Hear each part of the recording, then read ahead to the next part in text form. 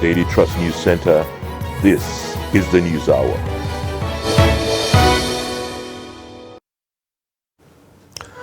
On News Hour tonight, Sokoto police confirms attack by hoodlums at Usman Danfodio University. Gunmen attack Kasina community, killing one person. Air Force strikes kills several terrorists in Borno State. And on the foreign scene, 14-year-old suspect arrested after Bangkok mall shooting. Many thanks for joining us on the News Hour. I'm Abdullahi Ahmed. We begin in Sokoto as the State Police Command has confirmed the attack by hoodlums at a mini market in Usman Danfodio University on Monday. The attack caused pandemonium in the main campus of the university, with students and other members of the university community scampering for safety. Abubakar Imam reports that the attack occurred at around 10:30 p.m.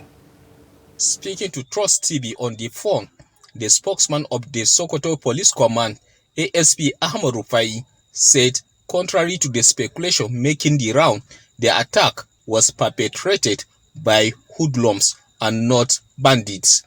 According to him, the hoodlums, numbering about 6, came to the mini market of the university and attacked some shops. In the process, 2 shops owners sustained injuries and are currently receiving treatment in the hospital. The hoodlums also carted away some items before the arrival of the security operatives. Rufai, however, said security operatives were deployed to patrol the university. Corroborating this, the Vice Chancellor of the university, Lawal Bilbis, dispelled the rumors of students kidnapped. We have a social media committee in the university in which students are also members. We monitor what they do without necessarily censoring their activities. As I said, the student yesterday, they sent disclaimer themselves. When they saw what is going viral, they sent disclaimer that actually there were no bandits at Usman Danfodio University, there are tips who came. I first saw that disclaimer around 12:30 after I left the place to my house. And so somebody forwarded me with them, in social media, I was with them, assuring them that there was no bandit. Actually, we have that policy on ground, and that's why you hardly see a lot of these things.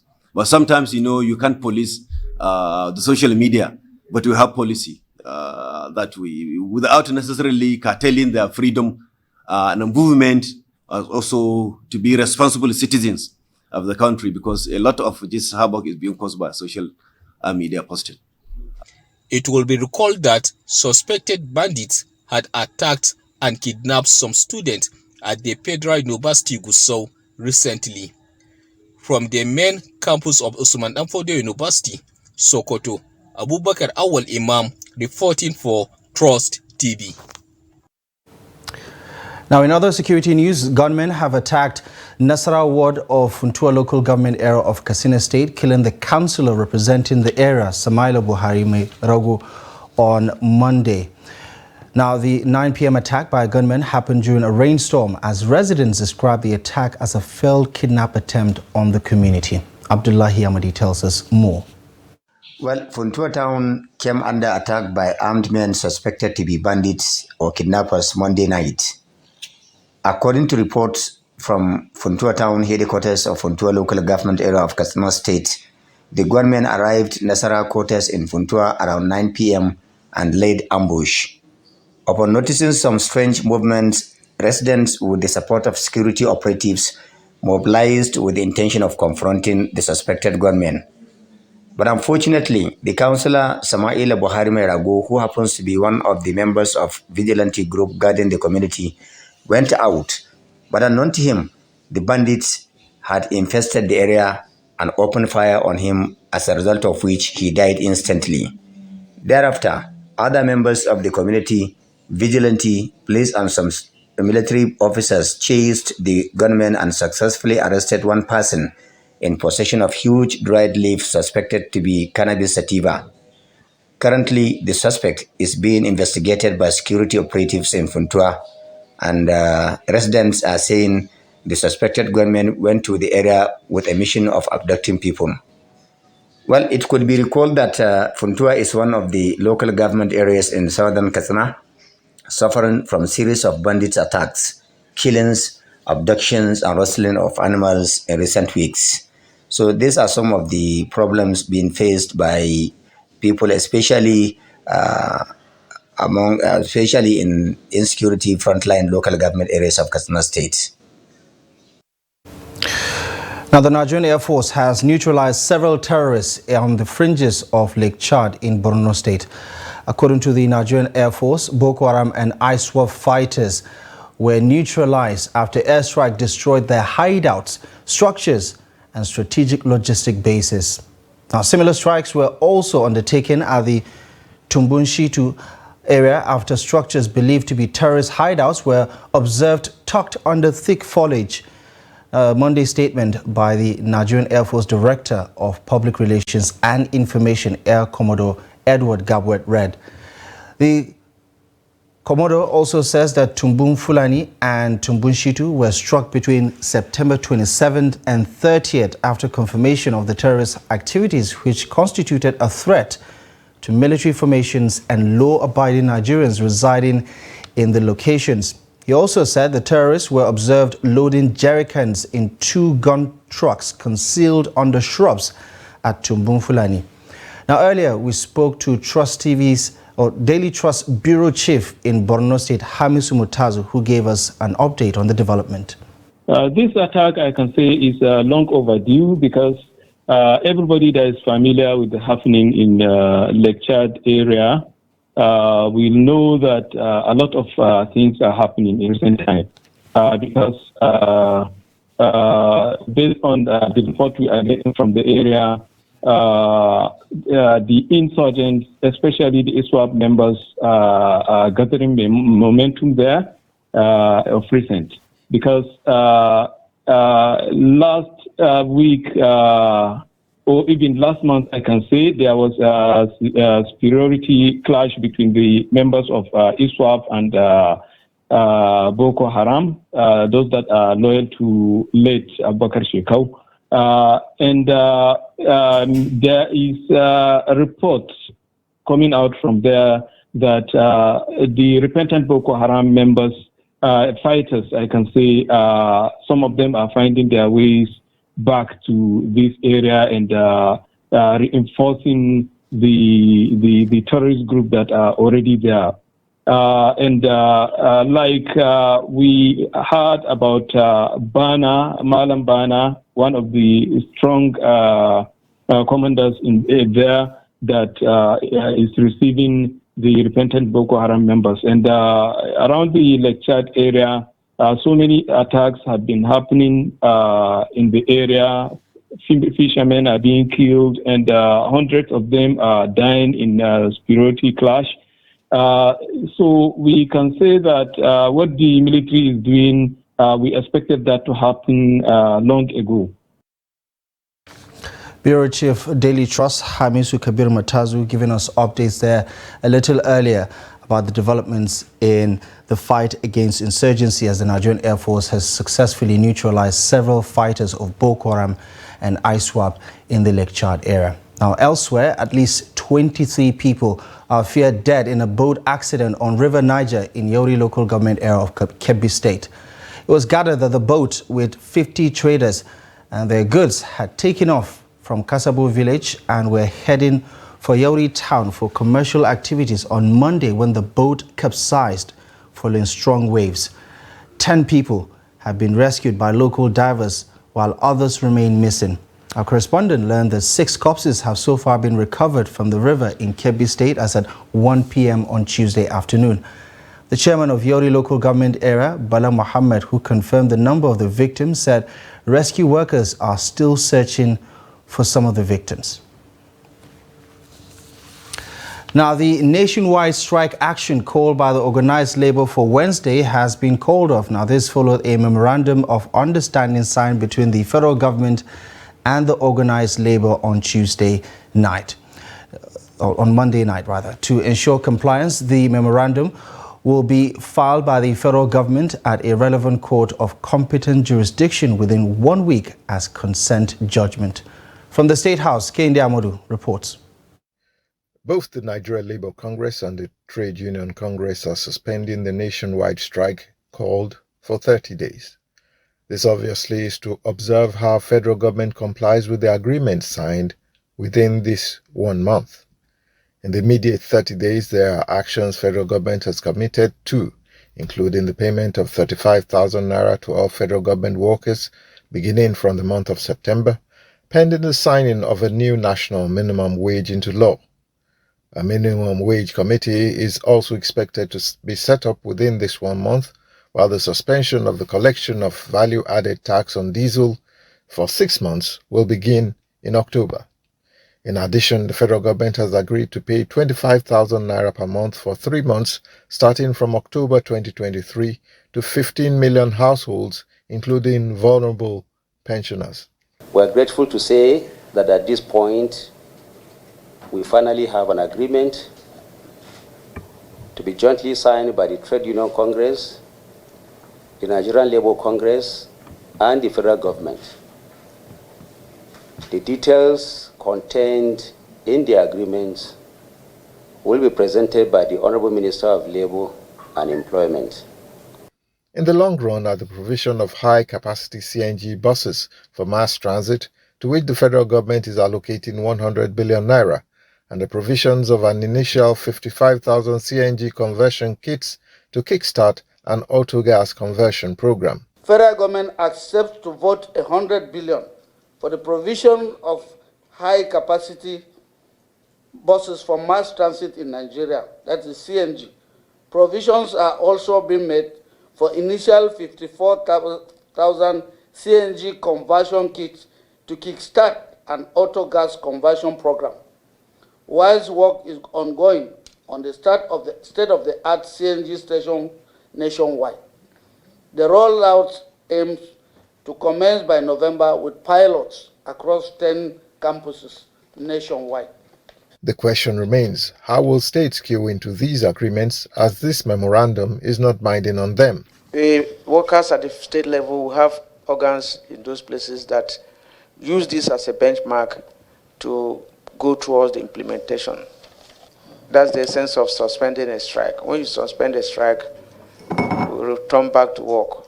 Other industrial issues have also been included in this agreement, such as the leadership crisis rocking the NURTW and the purported prescription of the RTEAN, which should be resolved by October 13. There is also the long-standing dispute over outstanding salaries and wages of tertiary education workers in federal-owned education institutions. From State House, Abuja, Kehinde Amodu, Trust TV News. Now, in reaction to that development, the Arewa Consultative Forum has welcomed the truce reached between the federal government and the nation's joint umbrella body of labor unions, specifically the Nigeria Labour Congress and the Trade Union Congress TUC. It, however, cautioned against the wholesale and unimaginative acceptance of out-of-context and largely discredited public policy solutions being preached by multilateral finance organizations like the World Bank and the International Monetary Fund, IMF. The ACF, in a statement signed by its National Publicity Secretary, Tukur A. Mohammed Baba, further warned that a lot more remains to be done in the administration of economic policies in the country. Now, the forum said it is particularly happy that representatives of the labor unions were able to convince the federal government to pay attention to the plight of workers and everyone else in the country. The ACF noted that the negative economic conditions occasioned by fuel subsidy removal were felt more in northern states of the country, being largely the most agrarian segment of the country with the lowest per capita incomes, poor scores in all indices of economic development and standard of living measures. Now, the 2023 Independence Anniversary has been largely commemorated at a low-key level in most parts of the country. A techpreneur in Gombe State, however, says that despite the sour mood of the nation, Nigerians have every reason to celebrate its independence. Trust TV's Ibrahim Ismail tells us more. dressed in a Hausa regalia showcasing Nigeria's national colors of green and white. Tech entrepreneur Abdul Hadi Dahiru is euphoric as he marks the country's 63rd independence anniversary. Although the Independence Day celebration has been low-key in Gombe, Hadi is of the opinion that Nigeria has achieved a lot so far. Yeah, this mood of dressing, I dress like this because to express my happiness, my feelings about this day, to express actually the way I am happy in my heart. Because through this independence, we achieved a lot. We achieved a lot. We have developed a lot, educationally, politically, socially, economically, especially in agriculture. So we are very proud of this day and we are happy about this day. Speaking on the challenges bedeviling the country, the young Nigerian urged the federal government to strengthen education as a means of transforming the nation for the better. You are not celebrating the Independence Day, you are not happy, but you are not contributing anything. So all of us, we have to come together, put head together, work together so that we can make Nigeria a better place for living. Especially here in the north, we are left behind about the education. All our political leaders, all our stakeholders, they need to participate more and more in terms of education. Because through education, you can achieve a lot. Without good education, so we cannot proceed further. On the flip side, Nigerians reflect on the good old days when the country's independence anniversary was admired by all, irrespective of affiliation. You could feel and smell patriotism in the air because people were coming from different walks of life to celebrate Nigeria's independence. In fact, they celebrate their founding fathers because they fought for this country. You know, their ideas then were still being perceived. But today, all these ideas of our founding fathers have been eroded. The 2023 independence anniversary has been characterized by campaigns for improved security and good governance in northern Nigeria, a situation that nearly killed the spirit of 1st October celebration. Ibrahim Ismail, Trust TV News, Gombe. Well, that is one proud Nigerian. In Plateau State, the solemn mood of Nigeria during the commemoration of the nation's 63rd independence anniversary has been linked to the dissatisfaction of Nigerians on the current state of affairs. Most Nigerians express mixed feelings about Nigeria's journey to nationhood 63 years down the line. Ado Musa spoke to a cross-section of residents in Jos, the Plateau State capital, on this year's anniversary. Nigeria gained independence from the colonial rule in 1960. On October 1st this year, Nigeria celebrated 63 years since the country became an independent nation. While some Nigerians still celebrate the day, others are saying there's nothing to celebrate considering the level of the country's development when compared to other countries that gained independence within the same period. The good is that the country has remained one indivisible corporate entity, and then secondly, the country has enjoyed uninterrupted democracy for over 20 years. You know, those are bright spots. The bad, I think, is the fact that there hasn't been, the right commitment as far as the national project is concerned. And of course, the ugly is the fact that insecurity, poverty, corruption, and other national maladies have held back the country's development and put citizens in a sorry state of affairs. I can see our leaders, trying to still, chart the path of dealing with corruption. Even the issue of subsidy removal, that too is a great, I see it as a bold step. So I want to believe we're on the right track. Some of the residents, however, say, despite the challenges of underdevelopment, there is still hope for the country in the years ahead. Our hope is in the hand of Allah. We hope that Allah in His infinite mercy will raise someone that will rescue the country to the right track. But now, our hope is dashed. Those who are in power to listen to Nigeria, because we don't have any other country apart from Nigeria. They should listen to Nigeria so that we can be able to move forward. What Nigerians need, they don't need much. If you ask my candid opinion, what they need is that they need food on their table. They need to sleep with their eyes open. They need to be saved wherever they are. Although many Nigerians continue to complain about the hardship people are facing every day, leaders are hopeful that things will get better in the country. Ado Musa, Trust TV News, Jos. Now imagine trying to sleep with both eyes open. That is quite a task, isn't it? Well, similarly, Nigerians have expressed mixed reactions while marking the 63rd independence anniversary of the most populous black nation in the world. Reflecting on Nigeria's journey to nationhood, some believe Nigeria is on the wrong trajectory, while others believe it is still a work in progress with surmountable challenges. Trust TV's Ajibade Praise has details on the story. The streets of Owerri, the state capital, are calm, with nothing that a celebration is ongoing, except for those who attended the occasion put together by government to commemorate the day. Most residents are all in their homes waiting for the expiration of the holidays to jump back at their daily hustle. These civil servants said they had no choice but to come out as they were commanded, even though many sees nothing to celebrate. She decries the economic downturn the nation is facing at the moment. I go to markets every day. Price of things are very high, very exorbitant, because as the price of fuel is high, everybody in the markets has increased his or her own price. For Nkechi Obina, Nigeria has come of age, but there is absolutely nothing to justify its long, slow pace in times of development. Nigeria at 63 should have been a more place, an avenue to give people more hope. As for being independent, it should also be an avenue for them to at least gain their own independence. Nigeria as of old, in the days back, it's more preferable than Nigeria at 63. While they expressed hope that things may get better, they posited that the current status of the country does not call for celebration. You go to the market, people are crying.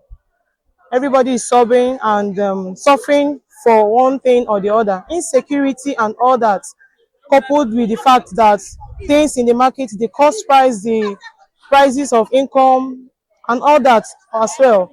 It's nothing to write home about. In the recent times, when you go to the markets, you see that people end up spending much more than they gain because their income is not tallying with what they are spending. So because of that, if at all Nigeria should improve at 63, being the independence, at least some of these marketers and individuals should also gain their own independence. Even the transport system, so everybody has really increased in their own sale. Whatever they are selling, even the builders, even the transporters, the marketers, the cyclists, men, they have all increased everything. So we are really struggling, but I know with God, we are going to stand out again. They decried the numerous ills facing the country and urged government at all levels to lead with the fear of God and sincerity of purpose to offer Nigerians true dividends of democracy. Ajibade Praise, Trust TV News, Owerri. In other news, the House of Representatives has urged the Nigeria political class and leaders to sit up, refocus and work together to make Nigeria better.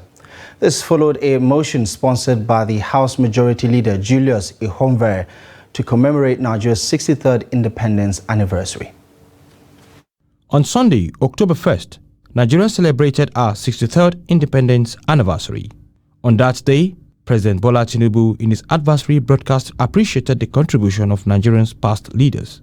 Since independence in 1960, Nigeria has recorded appreciable progress, surmounted challenges, and forged ahead as a united entity despite our enormous shortcomings. This, according to the lawmakers, makes it imperative for the political class and leaders to sit up and work together for the overall interest of Nigerians. The progress of any nation starts from the parliament. Yes, we get up every day, we chide the executive, but what about the parliament? Industrial revolution took place on the floor of the parliament. Independence of Nigeria was gained on the floor of the parliament. We have to emulate whatever they stood up for the forefathers that stood up to ensure that Nigeria stood up as a nation, as one nation and one destiny. While the present administration is poised to address some of the challenges facing the country, the lawmakers are also calling for an institutionalized reforms in the civil service to enable it meet international best practices. In the developed countries, their civil service and the occupiers of their offices are top-notch. They're people pupilled with integrity, with competence, with patriotism, and with intellect. The judiciary, the executive needs to be able to understand the harmonious relationship that this house, that we have risen to the challenge to give Nigerians the best since independence. Deputy Speaker of the House, Benjamin Kalu, who presided over the plenary, commended the Speaker, Tajuddin Abbas, for standing up to the occasion.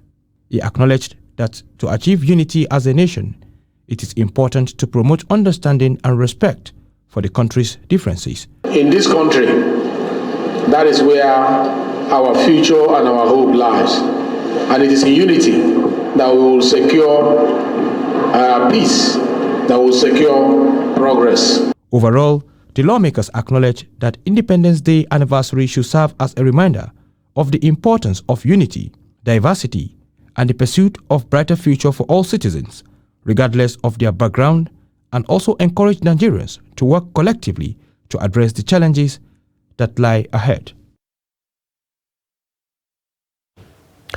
Away from the commemorations, reactions have continued to trail the release of the academic records of President Bola Ahmed Tinubu by the Chicago State University to his political opponent, Atiku Abubakar, on the orders of a United States court.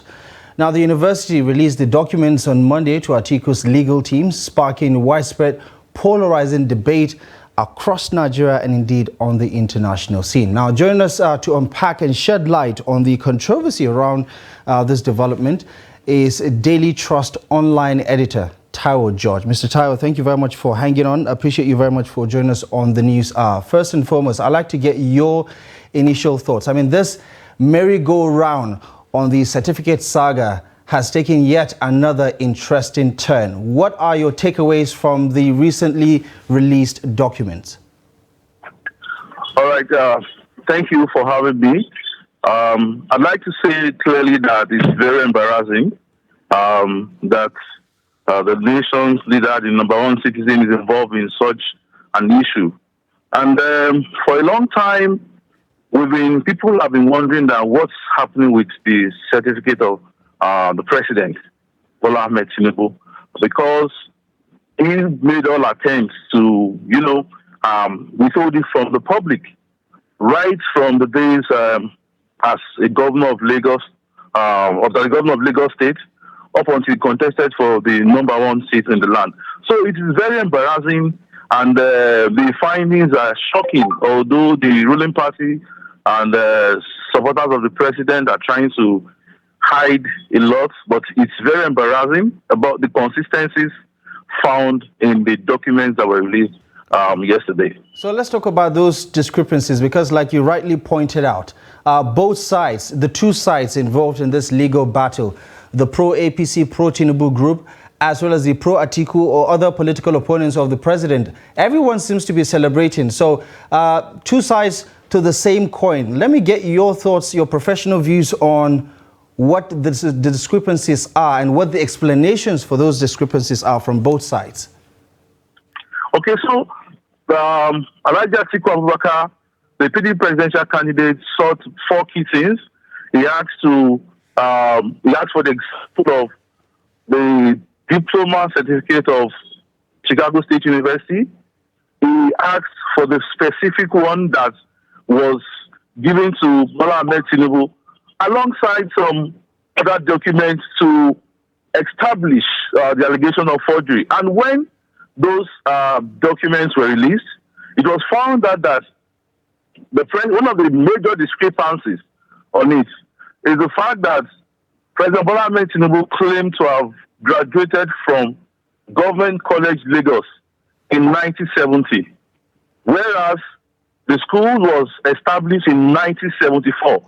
meaning that the president graduated 4 years before the school was established. I don't know where that is possible on planet. Then secondly, there were issues, or there was an issue with the gender. As a matter of fact, there have been speculations that maybe he didn't attend the school, but it was established they attended the school. And then on the issue of the gender, that happened with Southwest College, because Tinubu left Nigeria in the 70s, and he went to the US. Then he went to Southwest College before going to Chicago State University, and it was at Southwest College that the issue of whether a male or female occurred, and they attributed it to clerical errors. Then again, the examples of the certificate... Mr. Tayo, just to hold you there, I mean, with regards to the Southwest College, when he was getting that admission, it is also very clear that the university used Mr. Tinubu instead of a Miss, isn't it? Yes. So, but again, don't forget that aside from the gender, the social security number, there were inconsistencies. You know, so if you attribute the gender to Mr. Tinubu, whether you say we should overlook the error, the clerical error, but what about the social security number? So there's just a lot. And again, whether Chicago State University released this document or not, the question is what has the president been hiding? For example, in 1999, he filled some INEC forms and he put his credentials there, which happened to, cause a lot of controversy. Even the late Jennifer, a human rights lawyer, raised the alarm over it. But in 2003, the president felt not applicable when he was contested for the second time as the governor of Lagos State. Not applicable.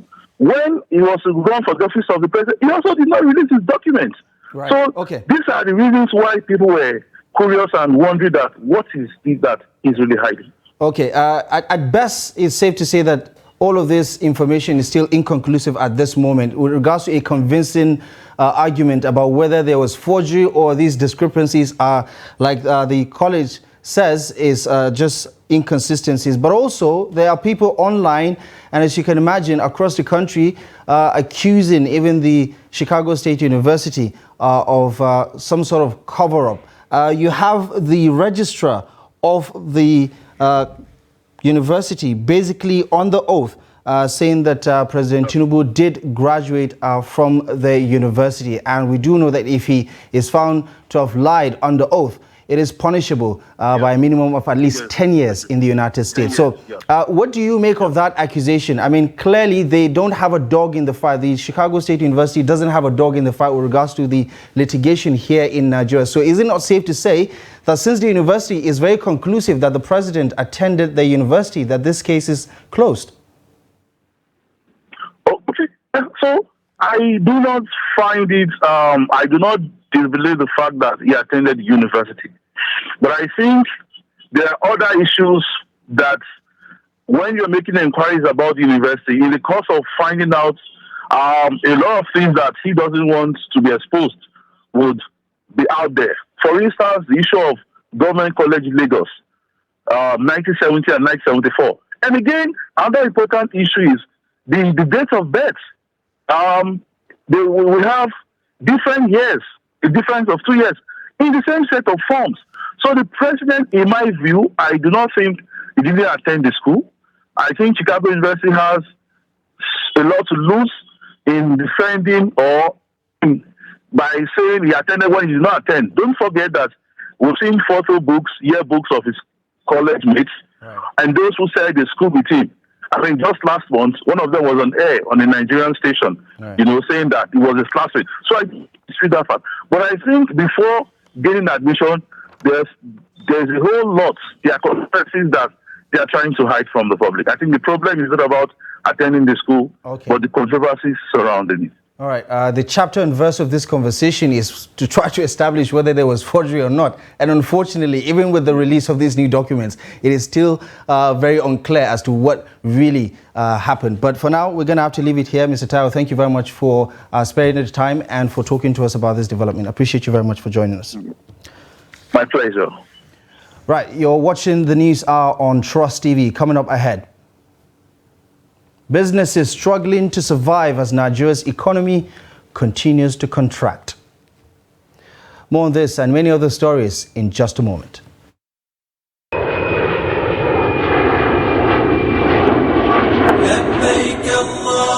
If you desire to fulfill your Hajj obligation but cannot afford to pay at a go, you need not to worry anymore. Jaiz Bank PLC, in collaboration with National Hajj Commission of Nigeria, NACAN, and the State Pilgrims Welfare Boards have jointly introduced Hajj Savings Scheme to help you fulfill your wish. Whether you're a cattle rearer, a farmer, a petty trader, or a parent who wishes to start saving for their children and be getting profit at the same time, this scheme is for you. Visit any of the Jaiz Bank branches or Hajj Commission offices nearest to you to enroll, or go to www.hajsavings.jaizbankplc.com to register. For further information, contact info@jaizbankplc.com or call the number 070-077-30000.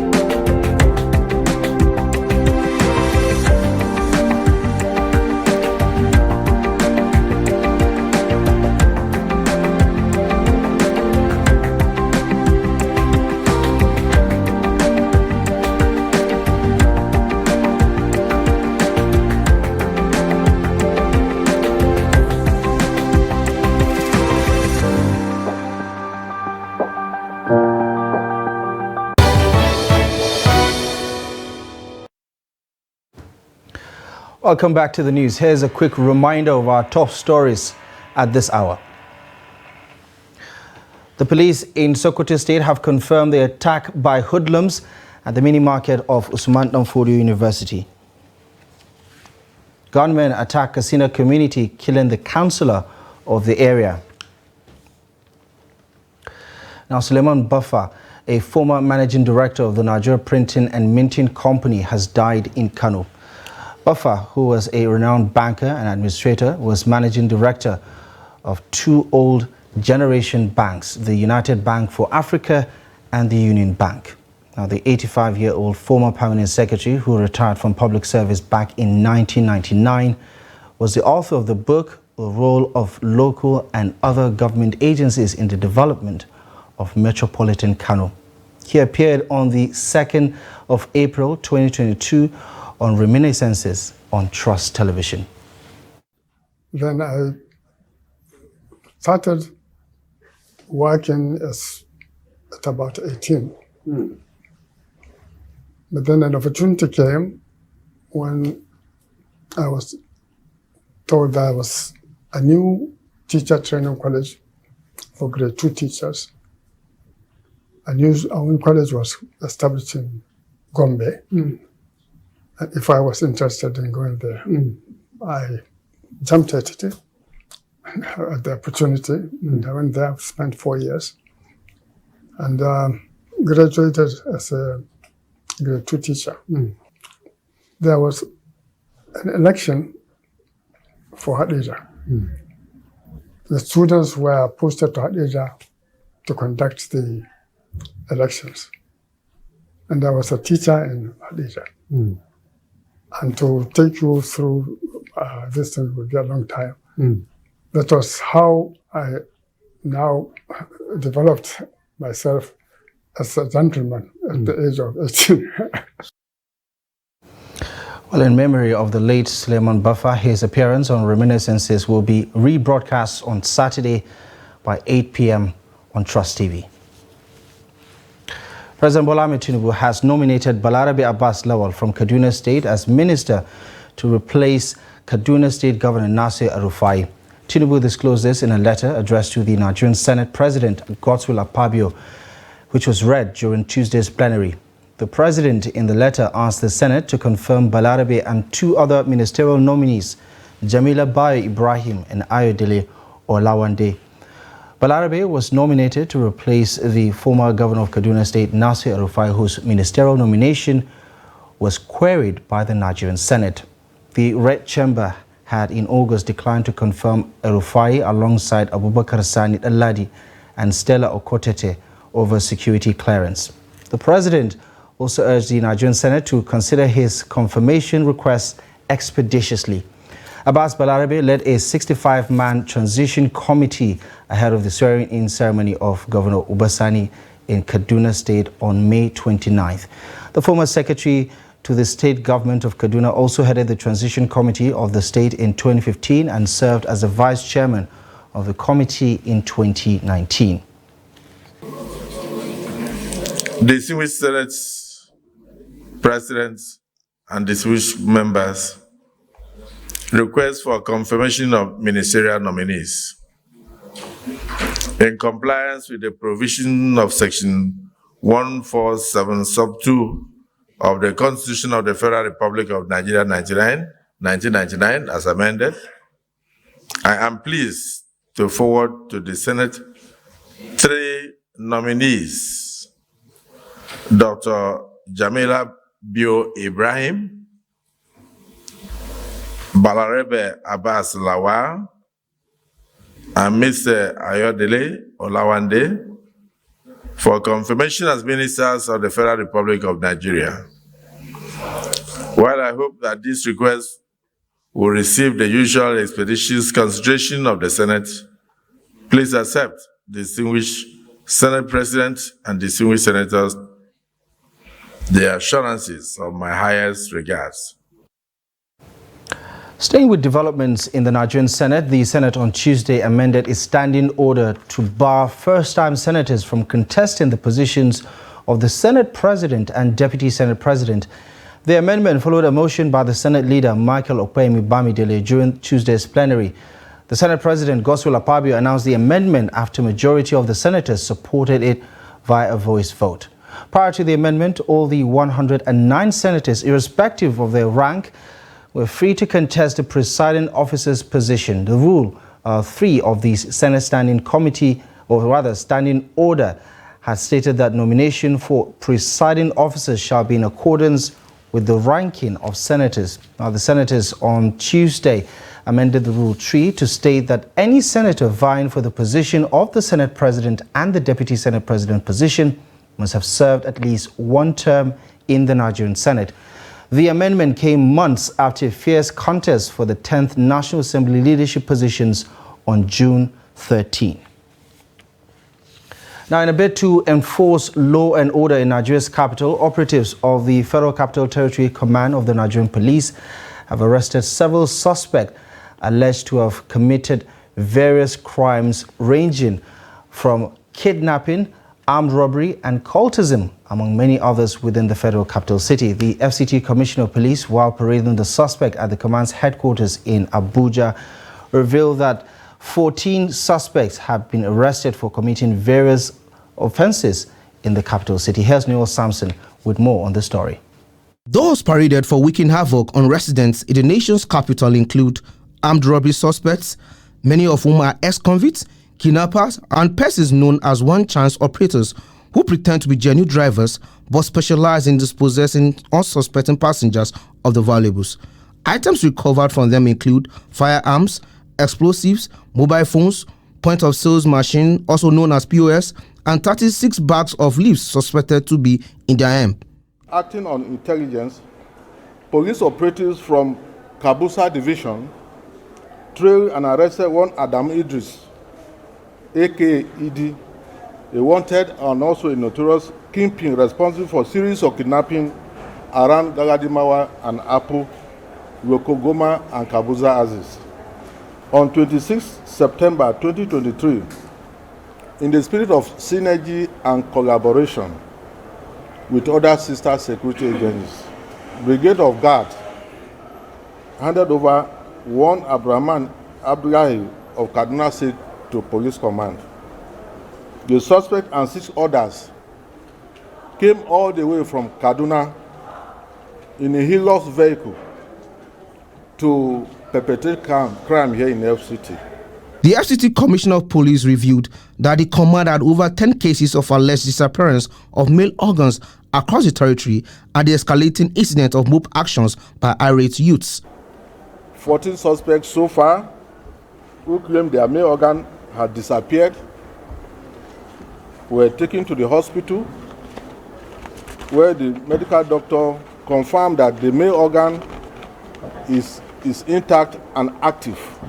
Some of the suspects spoke of their involvement in the crime they accused them of. And they inside market, I see police come arrest me. What do you do before police arrest you? Police not just see you for market arrest you. Yes, sir. What do you do? My brother Muhammad carry me go arrest person. Arrest? You go arrest? I don't understand arrest. In carry and go bush. Bush? Yes, sir. So meaning you kidnap? Yes, sir. Out of my profession, I will drive, like sometimes they will stop, like we carry one person. We're asking for phone or money. After that, we will not drop him or her. We pick person. We drive and see if we are loading. Just which area? How? We specify an area of like Maraba down to AYA. This AYA Aziz. So like we are loading passengers. So when we pick, we don't take more than one. To get rid of crime and criminality in the FCT, the commissioner appeals to residents to collaborate with the police through information sharing. Noel Samson, Trust TV News, Abuja. And in Benue, the police on Tuesday paraded 4 people in connection with the murder of retired president of the Benue State Customary Court of Appeal, Margaret Igbetar. Igbetar was murdered in her home at Wanto Kwange Street in Makurdi metropolis of the state on August 24th. State Police Commissioner Bartholomew Onyeka, while parading the suspects before journalists in Makurdi on Tuesday, says one Aundohemba Joseph, a nephew to the deceased, was arrested immediately after the report was made, adding that a more detailed and advanced investigation commenced when the case was transferred to the State Criminal Investigation Department. Meanwhile, the suspects in an interview with journalists have all confessed to their various involvement in the murder of the late justice.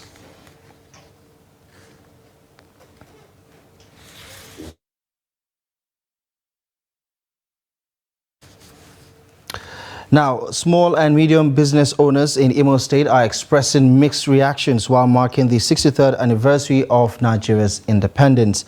For some, ease of doing business has been eroded due to Nigeria's harsh economic conditions that is crippling businesses across the state.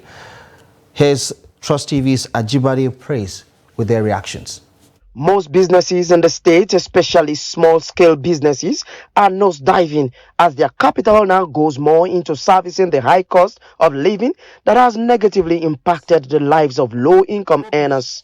They expected that Nigeria at 63 should have offered them better opportunities that would have made survival of themselves and their businesses a lot easier. Which kind of celebration? Celebrating this kind of country. Even the leaders, the politicians themselves. Can you imagine the kind of embarrassment everybody we are getting on daily basis in this country? Even if you want to start a business, government will not provide job. Then you will start your own business. Government will send all kind of agencies to come and kill the business. You start a business, the high energy cost will not allow your business to thrive. You're not making profit. It has not been easy. We never thought we were going to survive till this time. The government should help us with funds. All our capital has gone into other expenses due to high cost of living. The government should help us. Some of them expressed bitterness with the issue of heavy and multiple taxation, which slows down business growth. For them, most of the democratically elected government from independence till date did not do well for the country, hence the retrogression instead of positive growth and development in the country. Nigeria is well, but the country is strong. And as any business has not moving, even people where they save, don't move everywhere. The salary, they know they pay us again. That is the hunger is too much. As I know that this year will be better for us as everything come out now, as they start to do well. That's why I know, as far as God keep us life in them. What else? What else is wrong with this country? You cannot provide jobs. You're not creating social amenities. You're not creating infrastructure. You're not building anything. Then somebody will start a small-scale business. Then they will come and be killing it. They will say it's internal revenue. They will say it's a development levy. Which kind of development? All the money we are paying, we are not developing anything with it. Tired of their present struggles, the residents are calling for a positive change in their situation through government policies that are people-oriented. Ajibade Praise, Trust TV News, Owerri. The House of Representatives has called on Nigeria's Customs Service and the Nigerian Army to investigate and check alleged extortion and harassment of citizens at various checkpoints on Badagry-Seme Highway. It gave the directive after the adoption of a motion by Wingan Sesi Oluwaseun at plenary on Tuesday. While presenting the motion, the lawmaker lamented that there are over 100 roadblocks on Lagos-Agbara-Badagry-Seme Expressway, spanning approximately 46.2 kilometers as reported by a national daily back in November last year. He noted that the roadblocks and checkpoints were originally intended to curb smuggling activities and provide security along the expressway and around the Seme border. Oluwaseun, however, lamented that the security agents have allegedly been subjecting unsuspecting members of the public to traumatic experiences in their attempt to extort their hard-earned money. The House adopted the motion and mandated the committees on Customs and Armed Forces to identify the causes of these illegal checkpoints in border communities for proper solution to illegal activities by some members of the security agencies. On the international scene, the police in Thailand has arrested a teenager suspected to be the gunman in a deadly shooting at an upscale shopping center in the capital, Bangkok. Emergency services said on Tuesday evening that at least 2 persons have been killed in the incident at Siam Paragon Mall, correcting an earlier statement that 3 persons had died. It added that 6 people had been wounded in total, with 5 in critical condition. Major Thai media said the suspected gunman was a 14-year-old, though recently appointed police chief Thorsak Sukhvimol confirmed that the shooter is a minor and appeared to be suffering from mental illness. There is no information yet on the motive of the attack. The United Nations Security Council has approved a multinational force to assist in Haiti as the Caribbean nation contends with widespread gang violence. The 15-member council voted overwhelmingly in favor on Monday, with 13 approving a Kenya-led mission to Haiti. The remaining 2 countries on the council, Russia and China, abstained, citing fears over Haiti's troubled history with foreign involvement. Haitian Prime Minister Ariel Henry has repeatedly requested international assistance over the past year as gang violence has skyrocketed, leading to ever-growing insecurity and a spate of vigilante reprisals. The UN estimates 5.2 million people, nearly half the population of the country, currently require humanitarian assistance. Gang violence has displaced approximately 200,000 people and killed 3,000 this year alone, with 1,500 more kidnapped for ransom. Haitian Foreign Minister Jean-Victor applauded Monday's vote, calling for countries to commit to participating as, quote, quickly as possible. Now, for today's roundup in sports, let's join Adeni Ajishafe for the latest.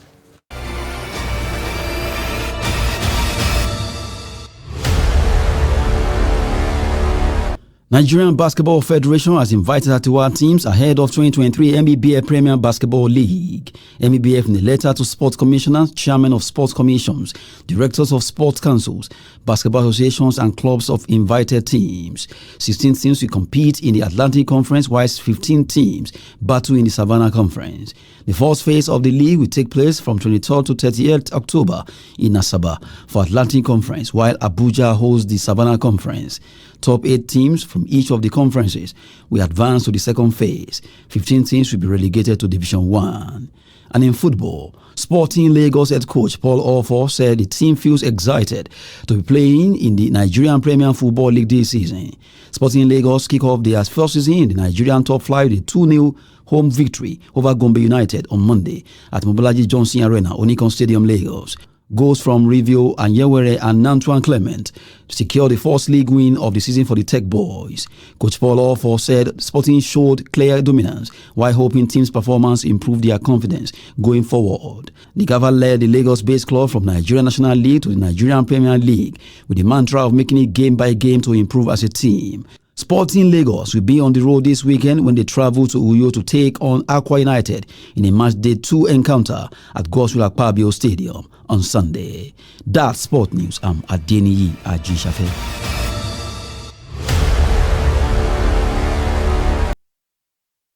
Well, just before we go, here's a little bit of a breaking news. The police has announced the arrest of Naira Marley in its investigation of the controversial deaths around Afrobeat singer Mohbad. The Lagos Police Command has arrested music star Azeez Fashola, also known as Naira Marley, over the death of one of his former signees, Mohbad. This is according to police spokesperson Benjamin Hunde, who confirmed the arrest just moments ago. Well, that's our bulletin, and thank you very much for your time and company. We do really appreciate you for watching the News Hour. My name is Abdullahi Ahmed. From myself and the rest of the team, thank you for watching the news, and good night.